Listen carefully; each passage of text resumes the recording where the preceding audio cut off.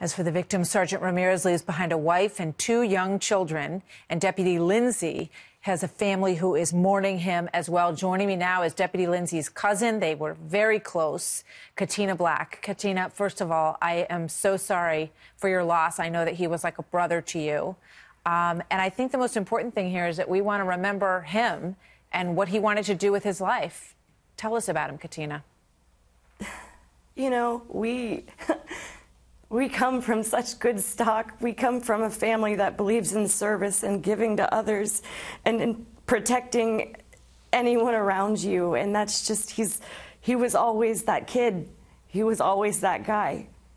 And even if it was with a snarky comment at a family dinner, he would still give you advice and tell you how to fix something in your life because he cared.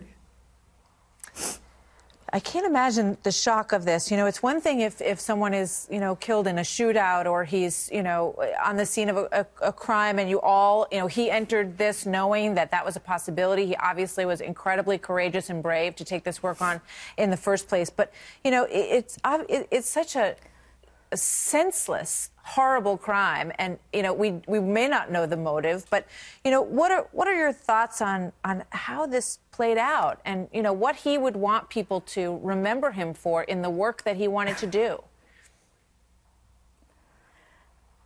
Honestly, I really don't want to speak on what happened because that is senseless, and frankly, it's just messed up. Mm-hmm. But I know Taylor's heart, and he would be stubborn, and he'd say, don't cry for me. I was doing what I loved. I'm sorry, I'm at a loss for words, and now is not the appropriate time for that, but like... You're doing fine. You've been through a lot, and I give you a lot of credit for being able to speak about him. And I know as a family member, you want people to know who he was, and I thank you for doing that. I'll just give you a final thought if you have one, Katina. Oh, for myself, honestly, what I just want everyone to kind of know is he was my person. He was the person that every year sits to my right at the dining room table in my grandparents' house for Christmas, Thanksgiving, Easter. And I now forever, even though I'm so blessed in getting married, but I forever have to look to my right and I will never see him again. And I just want everyone to hold their loved ones close because tomorrow is not promised. And that's what I have to say. I'm sorry. No, you know what? You did an excellent job, and I know this must be so hard for you.